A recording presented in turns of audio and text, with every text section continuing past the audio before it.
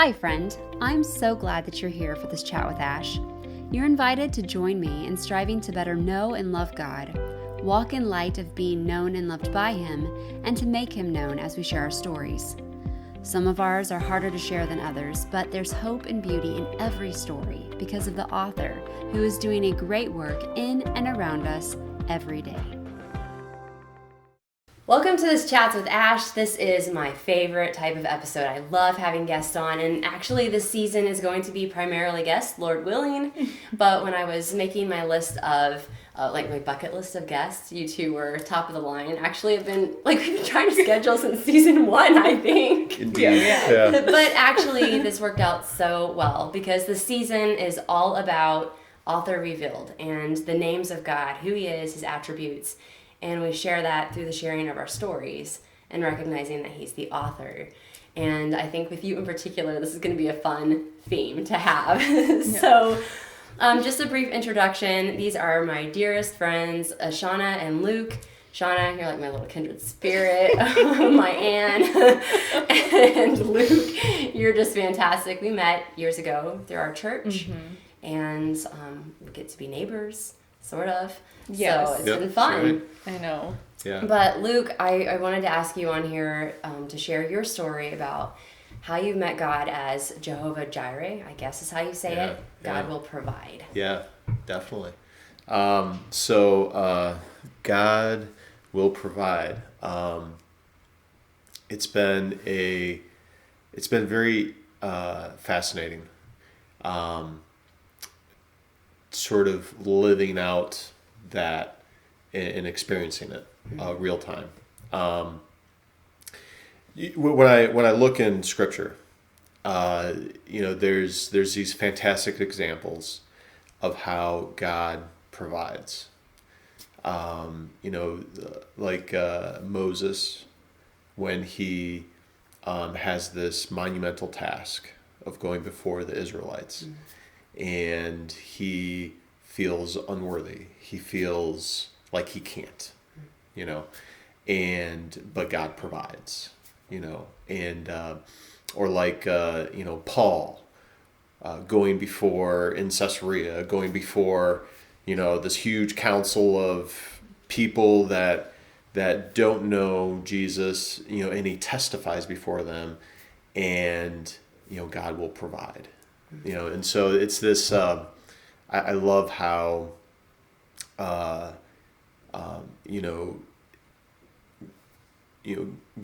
will provide you what you need to accomplish His purposes. And so, for my story, what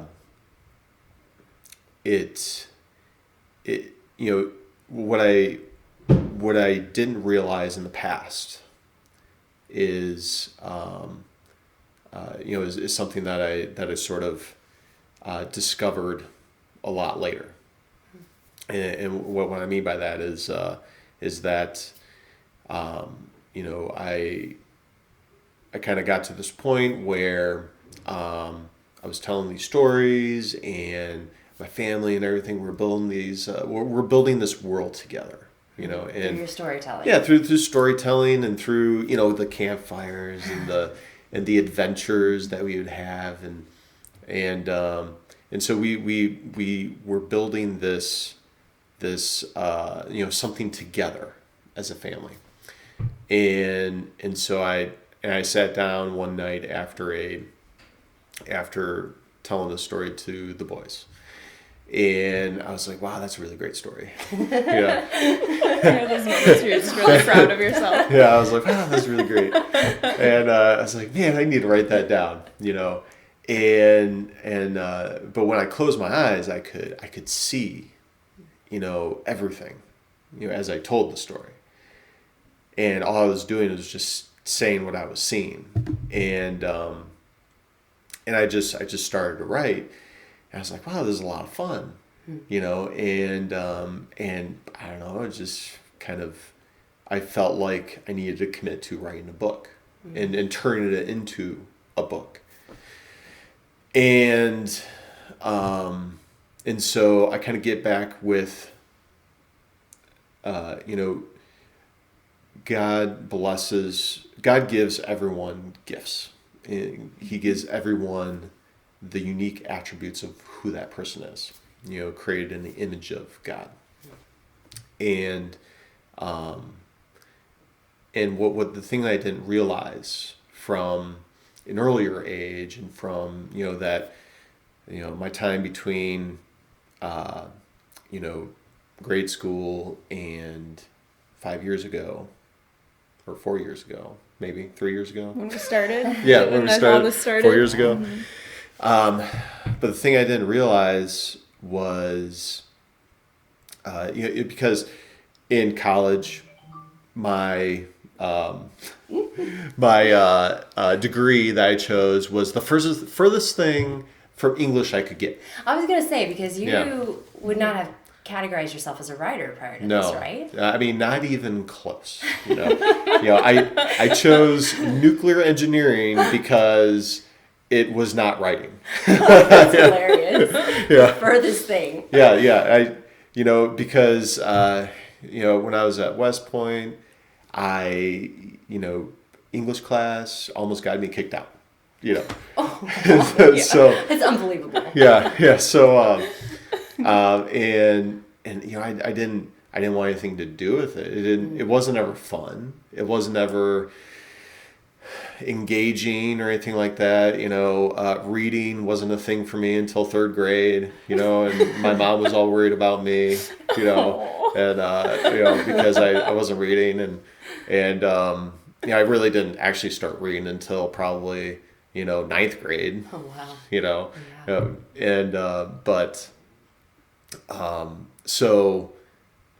So I had this. I was furthest away from writing as I could get, but there was something within me that that I didn't realize, and that thing is that I love the process of storytelling, and when I look back, I see all these examples along the way of, when we were first married, I had these huge grand ideas of writing a book, actually. Yeah. I had a Really? storyline, and I mean, He's always been the idea man. Like, All right. just these big, grand landscape, huge ideas. Always. And I just kind of, sit back and listen to the ideas and wonder which one's going to stick. Because there's so many. You've always have had huge ideas, huge plans. Right. Let's build it. Let's do this. Let's create this. I don't know. Let's And go here. Honestly, now that you say that shows even in your yard. You have all these awesome things for the kids to climb and do. Yes. Yeah. sure. Yeah. We're definitely that house on the corner. It's fun. Yeah. So I mean, these ideas, and then we did a treasure map hunt for the kids, and when Jocelyn was 3, and we got all the cousins together. We came up with the storyline. We made a poem, and we made a map, and because Jocelyn and I would go out to this location, and it was called the Queen of the Lake. Did you name it that? We did. Together. You are so Anne. Gilbert, apparently. Apparently. Well, technically, Jocelyn and I named it the Queen of the Lake on our adventures. Wow. Because we'd go out into the woods and we would have this adventure, and she was 3, and it was just a great time. And I took all that we did and made this, and we made this storyline. Shauna went through, and she's the one that made the poem, which was awesome. And so, but then the kids found the map in a bottle, and then they went out on this venture, found a buried treasure chest, Amazing. But so that there's that, and then there's just campfires in general. We enjoy just sitting around the campfire, building stories one by one, just adding and adding, each person adding along. And then randomly one Saturday morning when you were knitting with the ladies at church, I started sending the kids on these missions in the basement. And just simple, is a very basic storyline. But that's actually where the whole genesis of this world came from. And I would send them on these. It was hilarious. The lights off in the basement. The kids are, the boys are like 3 or something, and led by their 6-year-old daughter or sister. And they go in the basement, got the ambiance in the basement, and adding to the level of imagination. And they have to go find something and bring it back. And I'd be in the tavern, giving them grape juice and snackies and lots of snackies. You're the favorite character. Yeah, that's right. Yeah, always. So, but I mean, the awesome thing is that it's always been there. My desire for discovering has always been there. And so when I sat down and started writing and realized, oh man, this is really fun, and this is exciting, and then diving into, let's make it a book. And I quickly realized that what I wrote down was in a tale format, like a short tale type thing. I was like, this is far from a book. There's a lot missing. Yeah, there's a lot missing here. Yeah, and so I got some work to do here. But I definitely felt the burden to do it, and it's not in a bad way, because when you say you're burdened to do something, it can sound negative, but it's actually a very positive thing, in that sense. And so, me and my, thinking I was unable to do such a thing in the past, suddenly, unbeknownst to me, became something that I thoroughly enjoyed, and I definitely wanted to be a part of. And, the Lord will provide. And so, I was able to experience how the Lord provides. I'm going to start small and go bigger, because I want to save the biggest for last. You're very organized. I love it. Yes. But I mean, the time, which is such an interesting thing.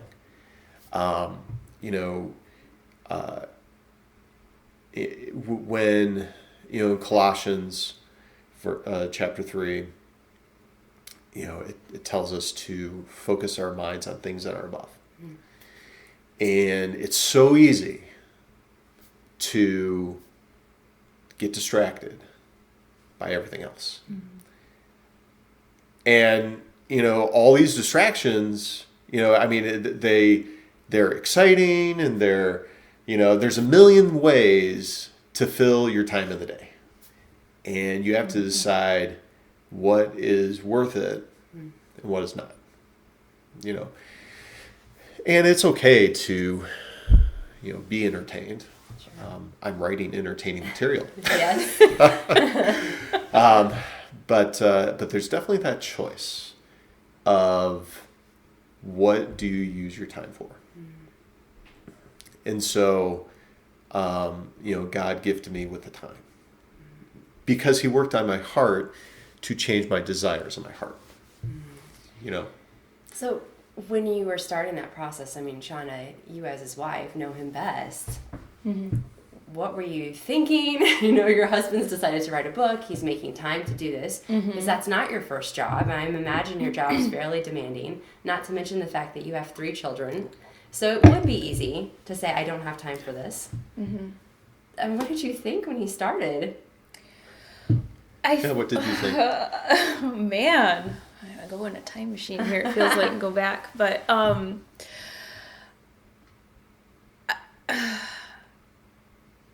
so what did I think?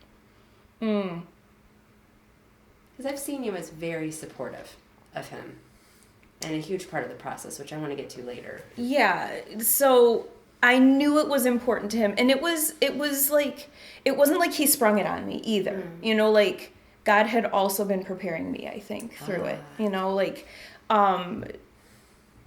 Just through my walk with him, he was preparing me through how to provide him the time. Like he was just every step of the way, how, as he does, he paves the way, and this thing would fall off the table and we would leave it off the table, or this commitment we didn't pick back up, or just those different things. And I knew it was coming. I knew it was important to him. And then when he had his plan, we just made it happen. We just decided together that this was what he was going to do, and he set his, these are the times that I'm going to commit to this, and so we made it work. Yeah. Oh, yeah. Yeah. Did you ever feel, as you looked, like at the beginning of that process, when you looked down the road, did you ever just think, Lord, if this is going to happen, you are going to have to provide X, Y, or Z? And because that's a daunting process. Yeah. Not just to write the book, but then the process of making that a reality. Yeah. Well, exactly. I mean, I had never written a book before, and I don't know anybody that has, and so it was discovery, and I would, I had a long drive. I have an hour to go to work, an hour to come back, and I found a podcast about writing, and so I listened to that, and it gave me, it helped me understand more of the those nuts and bolts of writing, and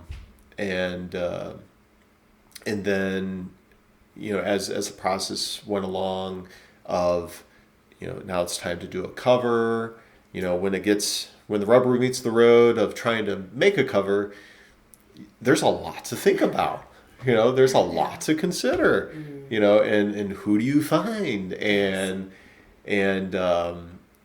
so, but it wasn't as, because when I started, I didn't even think about it because I knew it had been too daunting of a task.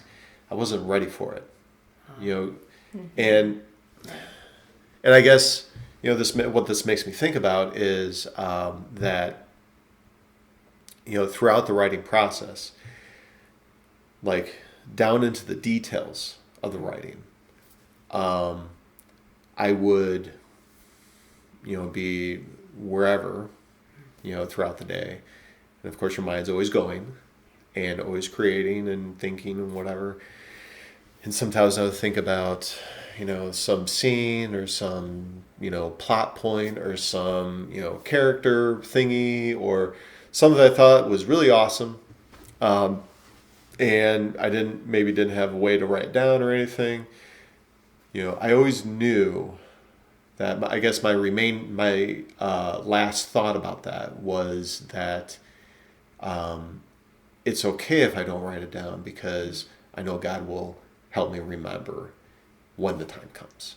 And there's a lot to remember. I mean, we didn't just bite off, one book. We did not. Yeah. Yeah. Thank you, Micah. Yes. I say Micah is the reason why the book has grown from one to several. I said 6. Who knows? I don't. We don't know. I think it's more than that. But it's such an intricate and such a amazing story that I can't wait to finish. But there's so much there that it's. I mean, I have to lean on God every step of the way. I mean, I really do, even in just the details. You know, of course, I do have my outline that I'm building and populating, but there's so much more than that. That you think about, and that I talk with people and I ask them questions, and I try to always keep myself open to what other people say, that help add to the story, and I try not to keep such a close hold on the story itself, So, Shauna and everybody close to me and you. It was fun. Yeah. Yeah, being part. Yeah. And so that's been, I mean, the Lord will provide. And it's so comforting to know that he keeps his promises. And I don't have to worry about, the outcome or having to find something or having to find a cover artist. I mean, the guy he gave me was amazing, and when I asked the artist, he had 11 people that he gets offers 11 times a day. Wow. Yeah. And for him to do something, and he ended up working with me, and he's not a cover artist either. He's just an artist. So, and that, and my, the publisher that I found that helped me publish the book, that was just just kind of a random chance of that happening. I mean, obviously not random, Right? But it certainly felt like it's me. Yeah. And then you and the other beta readers that helped me along the way. That was a really neat process. Yeah. And it was neat to see you evolving in your story. Mm-hmm. But I am sitting here just thinking, one thing that I love so much about your story is that you were, quote, ill-equipped in terms of writing wasn't really your thing. It wasn't something you went to school to do. It wasn't your profession. And so as you're sharing the story, I just keep thinking, it's such a God thing. It has to be God. And I love that he's put you in the position where you know that it was God. There's no false sense of, I've got this. And I love that. Yeah. And I mean, I'm a nuclear engineer. I work on valves. Yeah. And there was a moment where I worked on a project of nuclear thermal rockets in space. And I mean, how cool is that? Super cool. Yeah. Yes. And I always thought, wow, that'd be really awesome to be a part of, to actually like see that, like a physical manifestation of all that analytical thought and work and all that. And that time came where it was a possibility. I think you remember that too. Yes. Yeah. Yes. Yeah. And the direction from God was to say no and to, stay here and, continue to watch our roots grow. And, that was before the genesis of this book happened, and it was a year before it happened.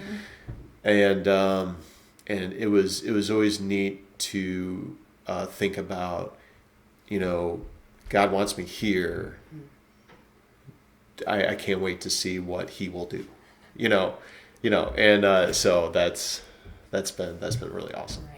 Well, before I forget, especially for those watching on Spotify or YouTube that can see video, tell us a little bit about the book, the title, the cover, Okay, all yeah, that fun yeah. stuff. I'll show the book. There we go. So this is book 1. Yep, book 1. Yep. So the book itself, fantasy, different world, but it's a story of really, it's on a foundational level, it's built off of a world that we built, and my 3 children are the inspiration for pretty much the main characters of the book. But this first book here is more of a story of, the real main characters is this girl named Amber and a man named Rex. Completely different worlds, and they run into each other, and we kind of see what happens. It's kind of, and the exciting thing has been that it takes place in this world filled with, mystery and wonder, and this evidence of a long forgotten past, and and so there's a lot of discovery along the way. It's kind of a raw world, and so it's been exciting to kind of just get to know these characters and see what they do. Yeah. I was able to write a review for you once, and in the review I mentioned that when I read it really gave me a Narnia kind of vibe. So if you're somebody that likes C.S. Lewis, that kind of otherworldly, this is a great book for you, called A Gathering Storm.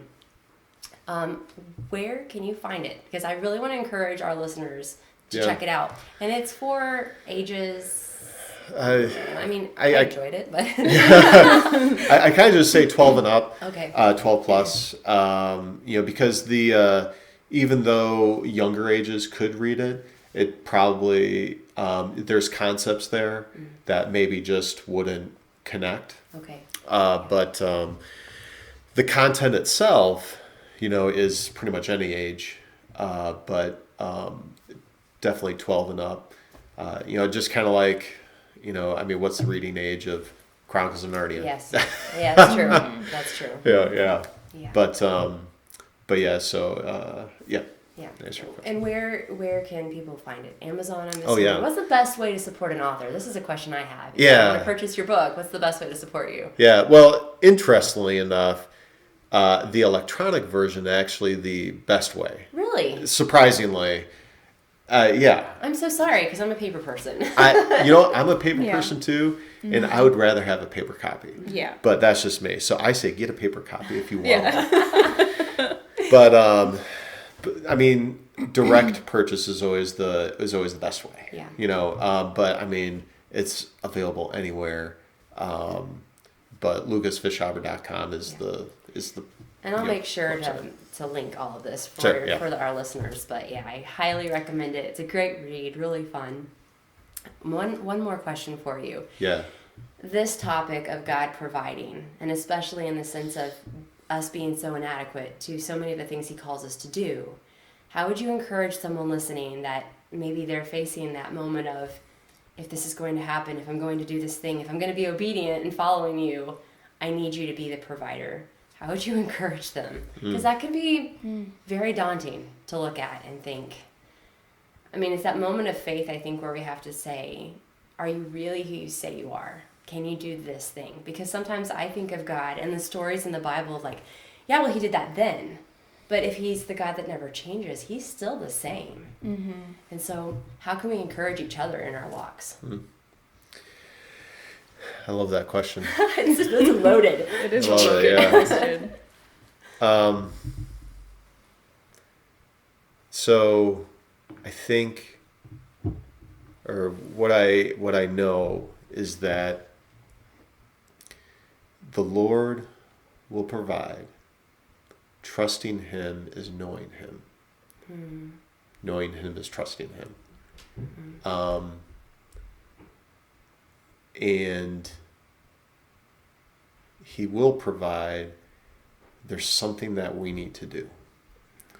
And that is that when Moses was given his mission and he told he was not worthy and that he was incapable, and God said, don't worry about that. There's something that Moses did, and he submitted. He went through a process of submission to what God wanted him to do. And I think that's, the... Oh no. I'm sorry. Here you go, Larry. Thank you. You're welcome. This is real life. In real This life, is- it this is happens. It I happens. thought I Real life. needed That's it. okay. Yep. Sorry. That's all right. But we're going to punctuate the point here. Yeah. That's right. This And- is some theme music for you. Yeah. There we go. I love it. But that's the, nothing's going to happen if you don't submit. Getting back to the time that we're given. We can use that time for anything. We can go golfing. We can build playhouses. We can do all sorts of things. And pretty much most of that are not bad things, And God has created each of us uniquely. Have given us that special thing of who we are and how, because a big part of God's blessing is it blesses us by using other people to bless us. He works through, his children. And so, and nothing's going to happen if, you don't submit that time. Because, it's like watching videos on YouTube. It's designed in a way to entertain you and to, I designed this book in a way to keep your attention, right? That's the way YouTube's designed, is to keep your attention. It's very easy to allow your attention to be kept. And that can quickly run away. And that can quickly, you can quickly find yourself where you had all these dreams and thoughts and, I really want to do that. I want to pursue that. I need to do that. All those thoughts. And you can find yourself in a place where you don't end up doing anything. And it's that thing that was placed inside you by God. That it's that that sort of that burden and that urge. But if you fill it with something else, it's just going to squash that, and you're not going to fulfill that. So, it's submitting to God is really the only thing that you need to do. Yeah. I would tag on to that and just say that watching you go through this and just being a part of the process was not holding too tightly to what you think God's plan is. Because really everything leading up to this would have led me to believe that going to be part of the nuclear project, the space exploration project, that had been where everything you had done up until this point was leading and directing. And even if you had chosen that path, I don't think it would have necessarily been a bad choice, but it obviously would have stopped the process on this endeavor that God had prepared for him, you know? So yeah, just the idea that have dreams, and have aspirations, but hold them with an open hand. And who knows what God's going to do with it. Well, adding on to that, we have to change our mindset of what success looks like. That is key. Yes. Mm-hmm. Will you expand on that a little bit? Absolutely. Just a little bit. It's so good. Yeah. Yeah. So, if growing up, it was the American dream to have $1 million and to have a nice big house and to retire at age 35. That's the American dream. You know, that's sort of, for 35? Me. That's pretty early. Okay. I mean, you know, the earlier the better. Earlier the better, Sure. yeah, sure. You know? So that you can live your best life, right? Mm-hmm. Yeah. Yeah. And, you know, growing up, that's kind of, you know, what I always thought I wanted, you know, and, you know, because that's what success looked like to me. And, you know, we have an interesting way of looking at people and measuring success by what they have, or by how, you know, successful they are, how, you know, famous they are, whatever. But, you know, God doesn't measure success in that way. You know, God measures success in a completely different way. And, you know, because he looks at the quality of the heart. He looks at things like that. He doesn't look at the outside. And so, you know, success for me was completing a book, giving it to my kids, you know, and being able to sit them down and, you know, call them in, you know, privately and tell them how much I appreciate them for helping me along the way. You know what I mean? And so, you know, and I may never get the opportunity to fully understand the impact of what God has me doing, but I don't need to understand to continue to submit and try to stay faithful, right? Because that's a process. Yes. Yeah. When I think about the word submit, though, sometimes that can have such a negative connotation, you know, especially in our society. Right. And one thing that I'm learning is that there's so much joy in submitting to him. And like you said, Shauna, having those open hands, which is so scary. Sometimes we cling so tightly to things. And sometimes I'm like, God, you're literally going to have to just pry my fingers open here because I'm having a hard time. But that's one thing I've noticed in your story and watching you is just the joy that you two have had through uncertainty, through all of it, is just this unwavering, like, this is where we're going. This is what God's asked us to do. We're staying faithful to that and reaping the reward of just knowing him and being in fellowship with him, which has been a beautiful thing to see. Yeah. And it's been completely rewarding in ways that I never thought. Which gets me back to the cream of the crop, or the icing on the cake of how the Lord provides.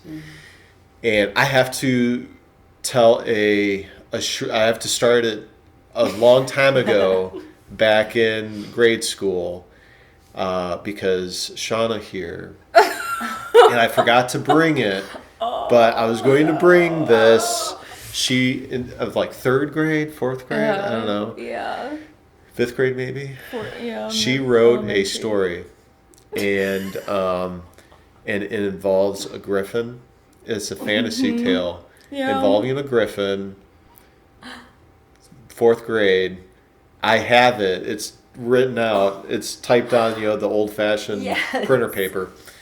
Yeah. And we found that like a couple years ago. I came across. I was like, Shauna, this is why we are together. Yes. are so many reasons. So Me too. many I'm like, reasons. you are meant to be. Yeah. And so the Lord will provide. The biggest way that He's provided is with Shauna. I mean, helping me along this way and supporting me and encouraging me and all of that. It's been incredible. And I wouldn't want to do anything else. And, when we talk about success, success has been us understanding one another on such a deep level. With just going through this process of creating a world together. Because I write, but I immediately print that out, turn around and say, Shauna. And she goes through, and I should have brought a paper so I could show. But she goes through with a red pen, writes all over it. And but we sit and we talk and we dream, which we've been doing for a long time. Yeah. Even with, dreaming together about things that have nothing to do with the book, but just, fictional places, that we liked together. Yeah. And so, writing is such a personal thing, Yeah. Yes. I mean, I don't, you can feel like this is a piece of him, Yes. and to have him invite me into the process, that felt very personal and very raw, to have you be okay with, to have him be okay with me reading his work, and to have him be okay with me turning the page red, that I don't know, that whole process just really was very, very special. It continues to be very special. And when he gets geared up and he gets going again and starts writing again, it feels like the train trying to chug down the track. It is a beast to get moving, but then once it does, it's smooth sailing, and it just, I don't know, it's a lot of fun. Yeah. I love it. I love what it's done for us as a couple, because it doesn't work that way for everybody. No. I mean, it really could be no. very divisive. Yeah. So, as we started out, I did try to let him decide what he wanted from me. If all you need is me to keep the kids out of the office while you write, I can do that. Mm-hmm. If you need more, I can do that too. So I guess that kind of also played into, if you say, God, how does God provide? He provided for me a mindset that I don't think I would have had otherwise, which was to be aware of what he needed to get this dream, to accomplish this dream or quest or mission or Quest. That sounds good. I mean, true love is selfless. And we had so many conversations, Sean. I remember so many different times where your love for Luke was evident, because you were just all about, how can I support him? How can I be part of this process? And that is also such a beautiful thing. And I love how you just pointed out, God provided for you years and years ago through Shauna. And that's another thing about him being a provider, is I'm such a in the moment kind of person. Okay, he just provided for me now. But sometimes we don't see the layers and the foundation and the time that he took to get us to that point. And that's a beautiful part of your story. Yeah, definitely. Yeah, it's hard to see, while we're in the trees, it's hard to see the forest. Yes. Yeah, and is. see that whole picture. And sometimes we get that picture, but not always. And we shouldn't really be, it's nice to know, but, we should follow the shepherd wherever he goes. Yeah. And definitely celebrate when we get the chance to see the big picture. Absolutely. Yeah. I mean, that's what I love so much about this season is, here, you're an author, which is fantastic. But ultimately, what you've done today is you've revealed the author, who is orchestrating everything. And like you said, sometimes we don't get the full picture or even half the picture that we want to have. But like you said earlier, it's the element of trusting him and submitting him. If we know the author, then we can trust where he's taking us. So I appreciate both of you so much for being here. I'm so excited it finally happened. And I just want to say too, for those of you that are listening, I spent a lot of time this morning in prayer because this season is different for me in the sense that I really kind of want to be hands off. The theme of this season was such a God thing.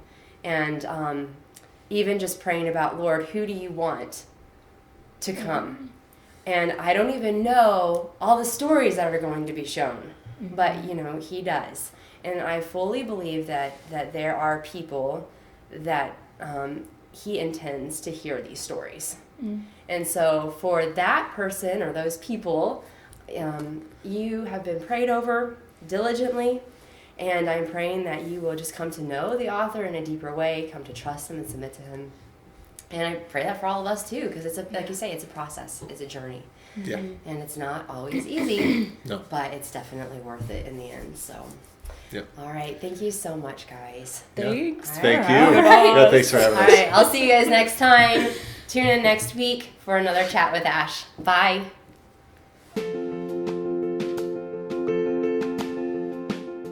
Thank you so much for joining me today on the podcast. I really hope that you enjoyed our chat. And if you did, I would be honored if you would take just a moment to subscribe and share. You can also catch up with me during the week at ashleyivester.com. I can't wait for our next talk, but until then, go and grow in grace.